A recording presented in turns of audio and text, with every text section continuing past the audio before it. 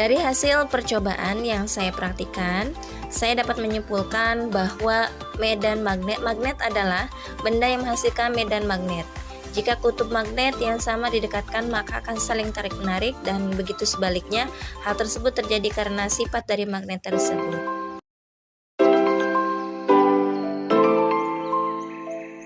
Saya dapat menarik kesimpulan bahwa jika kutub yang sama akan saling tolak-menolak, dan jika kutub yang berbeda akan saling tarik-menarik.